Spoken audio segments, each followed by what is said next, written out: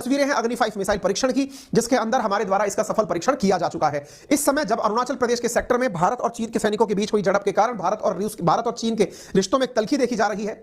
भारत के द्वारा परमाणु संपन्न बैलिस्टिक मिसाइल का परीक्षण और वो भी रात्रि में सफलतापूर्वक करते हुए अपनी क्षमताओं का पूरी तरह से सही से वो दिखाया गया है। भारत के द्वारा ये लगभग 8वां मिसाइल परीक्षण है, अगर प्राप्त जानकारियों को सही माना जाए। कहा जाता है कि ये इंटरकॉन्टिनेंटल बैलिस्टिक मिसाइल सिस्टम है और इसको भारत डायनामिक्स लिमिटेड और डीआरडीओ के द्वारा विकसित किया गया है। यह भी दावा किया जाता है कि 5000 से लेकर 8000 किलोमीटर की रेंज में जा सकता है। ऊंचाई 17 मीटर है, व्यास दो इसके अंदर वो है। इसके अंदर काफी बड़ी मात्रा के अंदर लगभग मिसाइल का वजन ही 50 टन है, जो कि अपने साथ 1.5 टन का न्यूक्लियर वॉर हेड ले जाने में सक्षम है, यानी 1500 किलो का वॉर हेड ले जाने में सक्षम है। आप इसकी गति जांचिए, 29,401 किलोमीटर प्रति घंटे की रफ्तार से यह दुश्मन के ऊपर वार कर सकती है। इसके अंदर ring laser gyroscopic commercial navigation system, हमारा मतलब अपना नाविक सैटेलाइट गाइडेड सिस्टम तक इस पर लगा है। कल को अमेरिका अगर हमें अपना जीपीएस ना दे तो हमारी अपनी नाविक, क्योंकि नाविक की रेंज जहां जहां तक है, ये उन क्षेत्रों को तो बहुत इजीली टारगेट कर ही लेता है और उसमें हमारा वाला सिस्टम भी प्रॉपर तरीके से लगा है, क्योंकि हमको अपने दुश्मनों से निपटने के लिए नाविक की रेंज जो है बस उतनी ही हो तो भी हमारा काम चल जाएगा। और मजेदार बात यह है कि जिस टारगेट को हमने हिट करने की कोशिश की, अगर वो समझदारी दिखा के थोड़ा मूव भी हो जाए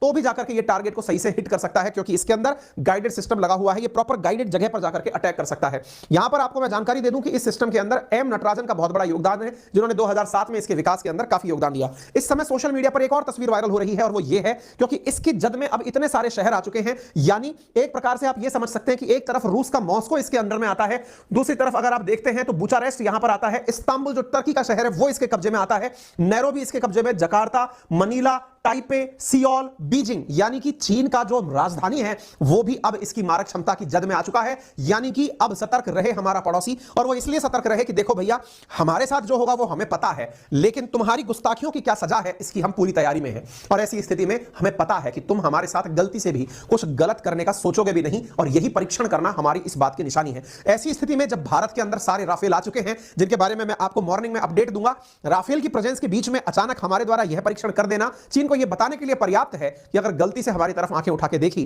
तो उसका नतीजा अच्छा नहीं होगा। ठीक है, तो उम्मीद है कि आप सभी साथियों को यह बात समझ में आ जाए। यहां पर MIRV तकनीक लगी हुई है, जिसमें कि इससे 2 से लेकर 10 हथियार एक बार में चलाए जा सकते हैं, और यह फिलहाल के लिए चाइना के लिए कड़ी चुनौती है, क्योंकि हम उसकी वजह से नहीं डरे।